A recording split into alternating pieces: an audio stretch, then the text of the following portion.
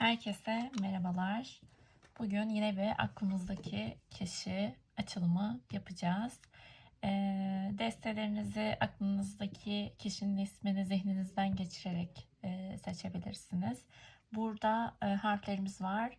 Açılım yaptıktan sonra da bu harflerden çekeceğiz. Hatta şöyle önden bir karıştıralım. Şimdi eğer seçiminizi yaptıysanız ben birinci desteğiyle başlayacağım. Şöyle alalım. Önce aranızdaki güncel duruma bir bakalım. Buna göre uyumlanmıyorsanız diğer desteği dinleyebilirsiniz. Ona bakabilirsiniz. Belki onunla uyumlanırsınız.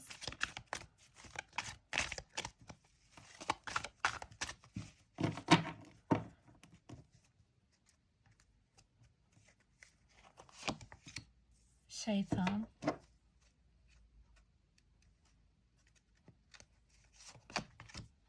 Kılıç üçlüsü. Tılsıması. Şimdi ben burada şöyle gördüm. Bu kişiyle aranızda şu an ayrılmış olabilirsiniz. Yeni ayrılmış olabilirsiniz. Ama burada mutlaka bir şeyler yaşanmış. Yani bu eğer bir ilişkiniz yoksa bu kişiyle ya da yeniyseniz yani bu açılımla pek uyumlanacağınızı düşünmüyorum. Deste altında da bir kupa altılımız geldi.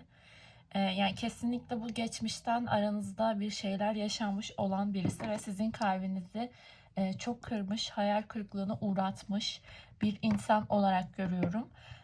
Ancak burada şeytan kartıyla beraber aranızda birbirinize bağımlı olma durumu söz konusu olabilir.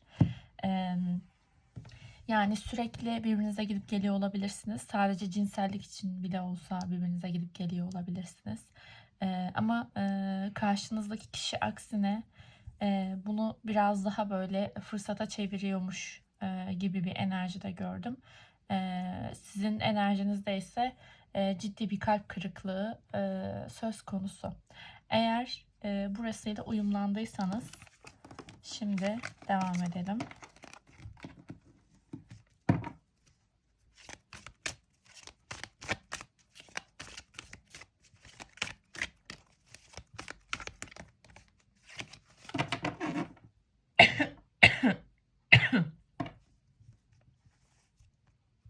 Şimdi bakalım öncelikle karşınızdaki kişinin duygularında neler var? Ermiş, kupa altılısı ve kılıç kralı. Düşüncelerine bakalım. Tılsım ikilisi, kılıç üçlüsü, kupa üçlüsü. Şimdi öncelikle burada kılıç üçlüsü tekrar geldi bu arada. Yani burada iki taraf da birbirine karşı çok kırgın ve birbirinizi bu kadar yıprattığınızın, kırdığınızın aslında farkındasınız. Yani karşınızdaki kişi bir şeyleri yaparken şey değil hani farkında olmadan kırdı gibi bir durum yok yani gayet farkında olarak kırmış sizi gibi gördüm. Ama burada sizi şöyle görüyor. Sanki sizi eğer böyle stokluyorsa bir yerden görme imkanı varsa yani herhangi bir yerde ekliyseniz birbirinizde sizin keyfinizin gayet aslında yerinde olduğunu şu an işte dışarı çıktığınızı, eğlendiğinizi görüyor olabilir. Kalbinizi kırmış olsa da bunun farkında, bunu biliyor ama aslında şu an iyi vakit geçirdiğinizin, eğlendiğinizin, başka insanlarla kastediyorum, farkında. Ama burada kendisi biraz kendi içerisinde çelişiyor olabilir. Bir tık durumu yönetmeye çalışıyor gibi gördüm burada. Yani yaptığı bu büyük kalp kırıcı şey her neyse artık. Burada biraz sanki kendini haklı göstermeye çalışıyor olabilir.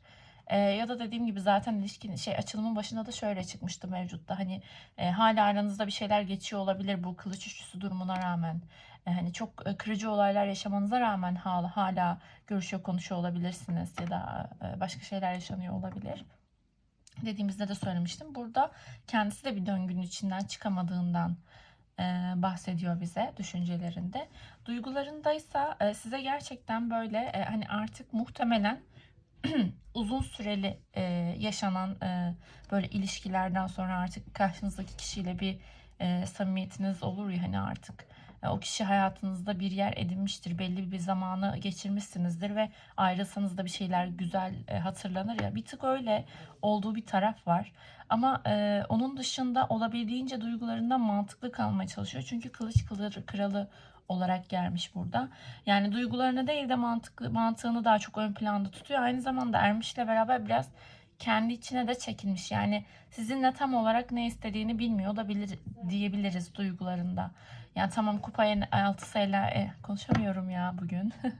Kupa altısı enerjisiyle beraber daha dostane geliyor duygularında ama buna rağmen yine de hani şey bir enerjisi yok. Hani size aşkından ölüyor diyebileceğim bir enerjisi yok. Sadece dostane bir enerjisi var ve ne yapacağını bilemeyen ama kılıcını havada tutan, kuyruğunu dik tutan, böyle sert ve soğuk aslında bir noktada kalan bir durumda.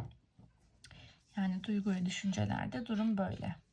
Bir de yakın gelecekte aranızda ne olur diye bakalım.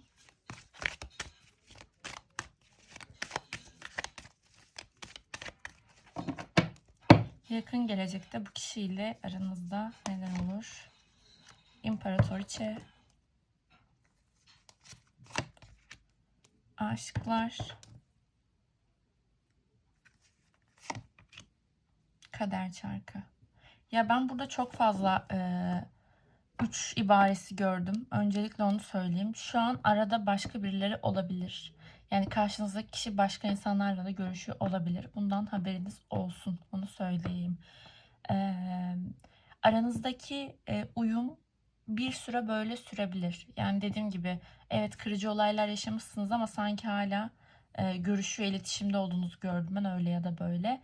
Ve bu bir dönem daha sürecektir. Biraz daha iletişim olacaktır ama ben sonradan bu durumun artık kendini böyle şey bırakacağını gördüm. Hani ne oluyorsa olsun hani böyle akışına bırakalım. Ben bir şey yapmayacağım. İki taraf için de söylüyorum bunu bu arada. İki taraf da bir şeyler için çok da çabalamayacak gibi gördüm. Akışına bırakacak gibi gördüm önümüzdeki dönemde.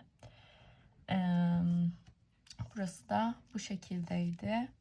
Şimdi harflerimizi alalım.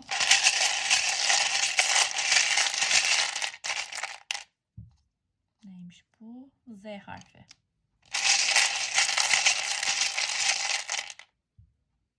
Yumuşak G. R harfi.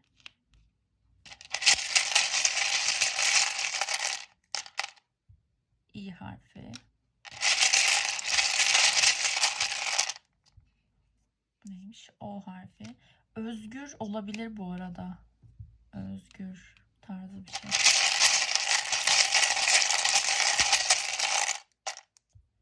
Ve Ö harfi geldi.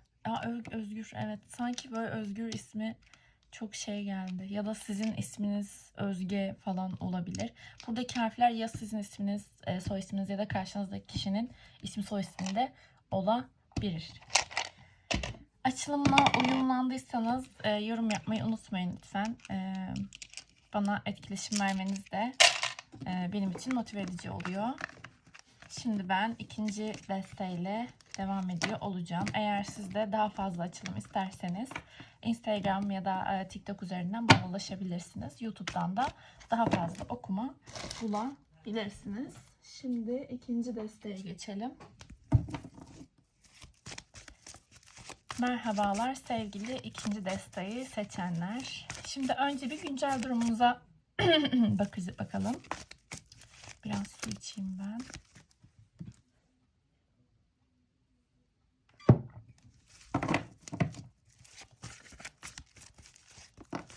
Ay kupa ikilisi attı. Alacağım bunu.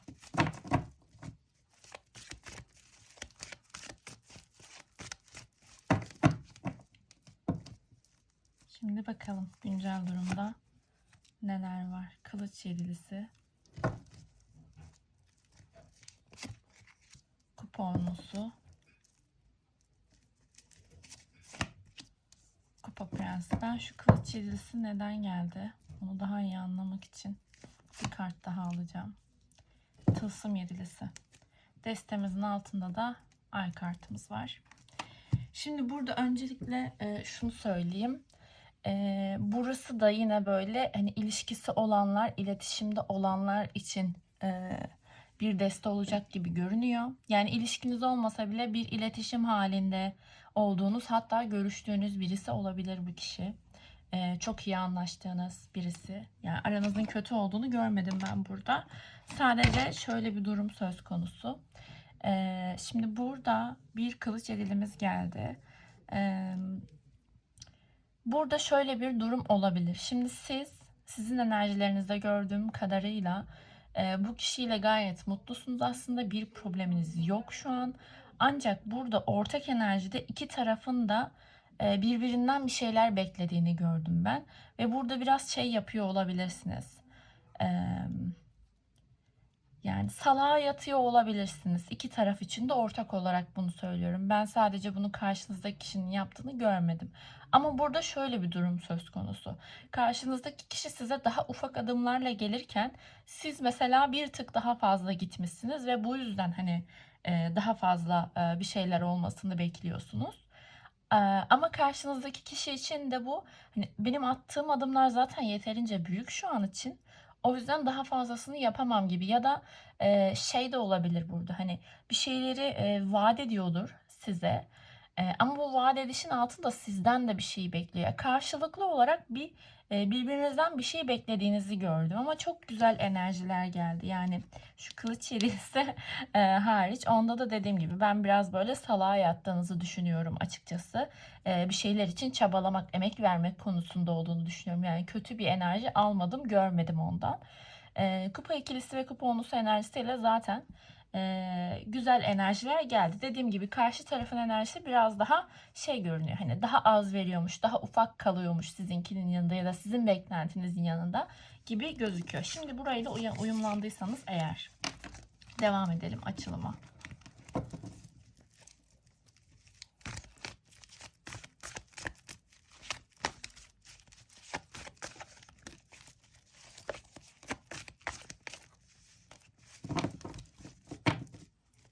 Şimdi bakalım duygular ve düşüncelerde neler var?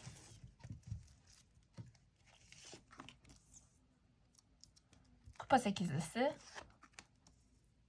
kılıç ikilisi, kupa prensi yine geldi. Düşüncelere bakalım. Denge, güneş ve kupa üçlüsü. Bir önceki destede de tam buraya yine kupa üçlüsü gelmişti. Altta da bir mahkeme kartımız var. Şimdi duygulara baktığımda ben bu kişinin dediğim gibi size göre aslında ufak kaldığını, yani siz mesela bir şeyleri daha yukarıda hissediyorken bu kişi daha işte hoşlantı seviyesinde ve nereye götüreceğini bilmediği bir yerde hissediyor bu duyguları. Ve bu yüzden çok da yoğun duygular duyduğunu söyleyemeyeceğim açıkçası. Var, evet, sizden hoşlanıyor, güzel vakit geçirdiğinizi düşünüyor. Ancak dediğim gibi bu önünü görebildiği bir durum değil. Önünü göremediği için de burada bir tık aslında şey de kalmış. Yani yani bunu devam ettirmeli miyim? Yoksa hani bırakıp gitmeli miyim? Ama bu bırakıp gitmenin de şey olduğunu düşünmüyorum. Hani çok istekle gideceği bir şey değil. Nasıl açıklayabilirim bunu? Hani biriyle ilk flörtleşmeye başlarsınız ve orada hani artık bir noktada ya ilişkiye evrilecektir ya da hani uzaklaşacaksınızdır. Öyle bir nokta olur ya. Tam olarak o noktada gibi. Yani evet, bu kişiden hoşlanıyorum ama sanki olmayan durumlar var. Acaba hani gitsem mi? Ama gitsem de üzülecek gibiyim. Hani gitmek de istemiyor gibiyim gibi bir enerji gördüm ben duygularında. Şimdi bakalım. Düşüncelerinde denge, güneş ve kupa üçlümüz var. Sizinle gerçekten çok iyi vakit geçiriyor. Onu söyleyeyim. Gerçekten ona böyle enerji resmen veriyorsunuz ve mutlu ediyorsunuz. Bu kişi sizinle geçirdiği vakitlerden çok hoşnut. Ayrıca sizin böyle biraz daha şey biri olduğunuzu düşünüyor olabilir. Hani nerede ne yapacağını bilen biri, ama aynı zamanda işte eğlenmeyi de çok iyi biliyor. Sizinleyken çok mutlu olduğunu ve çok eğlendiğini söylüyor düşüncelerinde de. Ve sizi neşeli bir karakter olarak görüyor burada. Öyle söyleyebiliriz. Şimdi bakalım yakın gelecekte aranızda neler olacak? Neler olacak?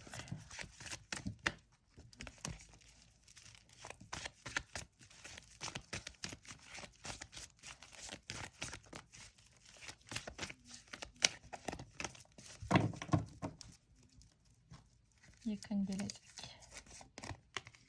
Mahkeme. Değnek kralı. Değnek dokuzlusu. Şimdi bu kararsız kaldığı nokta var demiştik ya hani. Yakın.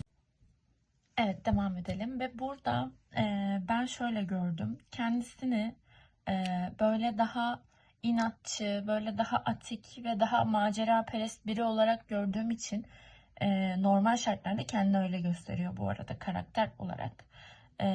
Tam olarak ne seçeceğini söylemem neredeyse mümkün değil ama gelecek adımlarında ben daha böyle kendisini savunmaya almış, pek de adım atmayacak, pek de bir şeyleri ileri taşımak istemeyecek ya da bundan korkacak bir enerjide olduğunu görüyorum. Ya bence burada bu kişiye daha fazla şey vermeyin. Adım atmayın yani. Bırakın o ne yapıyorsa yapsın. Çünkü siz biraz yani en başında da daha fazla beklentide gördüm sizi. Yani siz şey diye olabilirsiniz bu kişi için. Tamam ya, ben bu kişiyle ilişkiye gider gibi duruyor. Hem hani güzel vakit geçiriyoruz hem kafamız uyuştu gibi gördüm ben sizi. Ama karşınızdaki kişi orada değil. Haberiniz olsun. Sizden hoşlanmıyor değil ama tam olarak o kafada da değil. O düşüncede değil yani. Bunu muhakeme ediyor. Bunu düşünüyor, taşınıyor olarak gördüm. Ama dediğim gibi kendisi bu arada geçmiş aşk hayatında sıkıntı yaşamış biri olabilir. Belki sorunlu bir aşk hayatı yaşadığı için de bundan bu kadar kaçıyor olabilir. Ya da belki de şu anda bunun sorumluluğunu almaktan da korkuyor olabilir. Şimdi bakalım. Harf çekelim.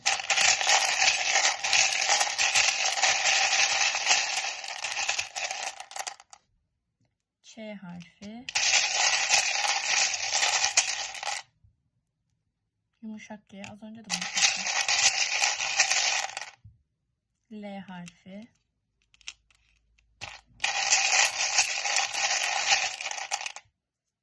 R harfi. F harfi. Bakın çağlar olabilir. Çağla olabilir. Çağlar olabilir. Sizin veya karşınızdaki kişinin isminde ya da soy isminde olabilir bu arada bunlar. Buradan başka ne çıkar bilemedim. Son bir tane daha alalım. T geldi. Son olarak ta. Okumayı beğendiyseniz abone olmayı ve lütfen yorum yapmayı unutmayın. Kendinize iyi bakın. Eğer bana ulaşmak isterseniz Instagram ya da TikTok üzerinden ulaşabilirsiniz.